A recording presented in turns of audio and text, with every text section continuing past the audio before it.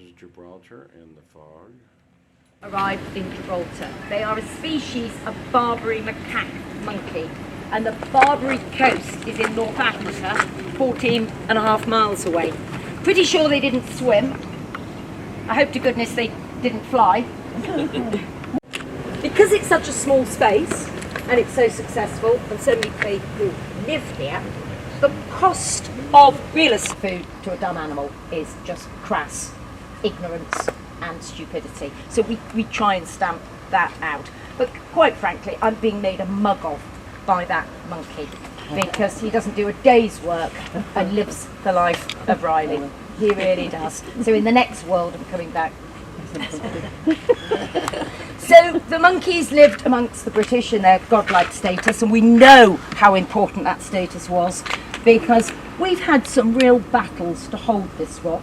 We went through the longest siege in British military history, 3 years, 7 months and 12 days. 5,000 soldiers and sailors held this rock against the combined empires of France and Spain. The men went well below their half their body weight through starvation. Half the garrison couldn't even stand up because they were so malnourished. But military records showed that one man dared take out my little friend there to eat him because of the legend. So everything was fine for the monkey. Oh, are you leaving me? Until the Second World War. We've got 35 species of macaque monkey on the planet. The Barbary macaque is generally considered to be the most chilled, gentle and easygoing of the species. Up he goes. You can't do that. Very impressive. The baboon is the opposite. You really wouldn't want to get anywhere close to the baboon. But because these animals like tranquility and peace and quiet, they live up here naturally. They wouldn't survive long. They'd find that very stressful down in the urban jungle. Sadly though, in 1939, Britain entered the Second World War. Churchill knew how important this rock was. He compulsorily evacuated the entire civilian population to make room for the 30,000 troops that he moved in. The cacophony of noise and chaos as 30,000 troops arrived and dug in all these old installations, bombardment shelters, gun emplacements, test firing, all over the entire Rock of Gibraltar. Our poor monkeys were so traumatised they couldn't escape what was happening around them. We didn't realise the effect it was having until 1944. Now you'll have to excuse the British, we don't like to make a fuss. But in 1944 it was dawning on everybody that the monkey population was diminishing. We now know it was because, it's going off, the girls were barren. Because of the stress, they couldn't have babies. And from 1939 to 44, now retrospectively, none of the soldiers here can remember seeing any baby monkeys. We don't know how many monkeys we had before the war. Some people say 100, some people say fewer, we just don't know. But certainly by 1944, we were heading to single figures. Somebody blew the whistle to Churchill and said, Winnie, we're losing our monkeys here. And if we lose the monkeys, the legend says, monkeys leave Gibraltar, the British lose it too. And Churchill, I promise you, understanding the psychology of war, and you can read this up because we make note of every word spoken in our Houses of Parliament. You can go back into the ledger. 3 days, Churchill spent more time fretting about monkeys than he did trying to work with Eisenhower to succeed in a global world war. And the decision was made to take 2 RAF planes over to Tangier, which is 35 miles, 50 odd kilometres in that direction in Africa, purely to bring back 24 new monkeys to try and restock the pack. The Vichy French were holding Tangier. They were in league with the Nazis. So Churchill risked those men's lives, sending them into an active combat zone purely to bring in a bunch of monkeys. Oh, it gets sillier than that. A few weeks later, Churchill arrives on the rock and goes, right, you will win this war, my boys and girls. No concessions for you. But never, ever again will you frighten the bejeebers out of my little monkeys. So to make sure you don't, I want every monkey in the next week humanely captured, every monkey health checked, every monkey then tattooed with a military individual serial number at the top of their leg, and every monkey named. So the first monkey was Winnie, second monkey was Ike, and you can't fault the Brits for a sense of humour. One of the monkeys in 1944 clearly was registered under the name Adolf.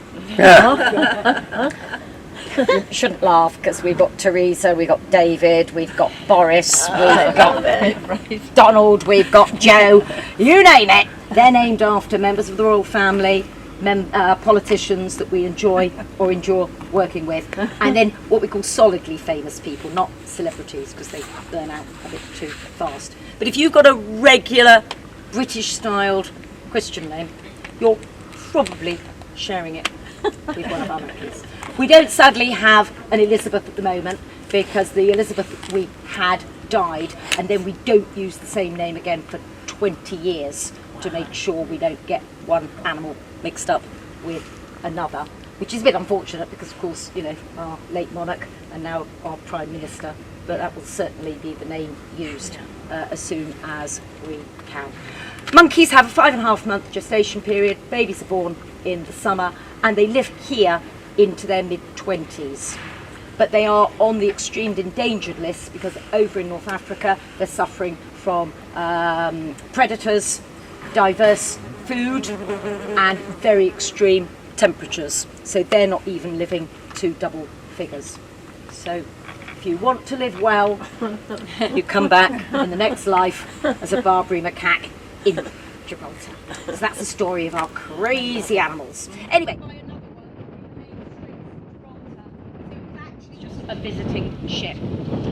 Below you, the eastern side, you know, the ocean poured right through between the two continents, dividing them.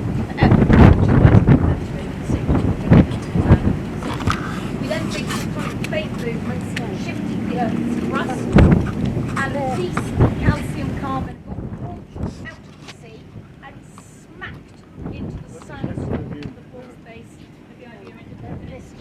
And in 5 separate jolts, that rock was set over the top of the younger sandstone, and the final jolt caused it to literally roll halfway over. Romans, Egyptians, Carthaginians, Phoenicians, Assyrians. Bless them, they all fought the earth. But when they moved through the it gives both countries the share of the bay, which at the moment contains 2,000 dolphin, bottlenose common stripe, but we only have 550 native dolphin, and apparently the marine biologists can tell them apart. Valuable in our positioning. We have been bombed, blitzed, beleaguered, battered, bruised, bullied, infected, isolated, invaded, all the way through our history. Every time we're knocked off our perch, we're there thinking, right, got to get going again. We then find Mother Nature, or God, hasn't given us even a natural. These rather majestic objects are known as dragon trees. They're technically not a tree, apparently, they're part of the lily family. There's always something different to see, and everything is seasonal. And because it's a botanical garden, it's all growing wild and free. We're not forcing things into positions and flowerings when you wouldn't normally expect them to be there. Disappeared.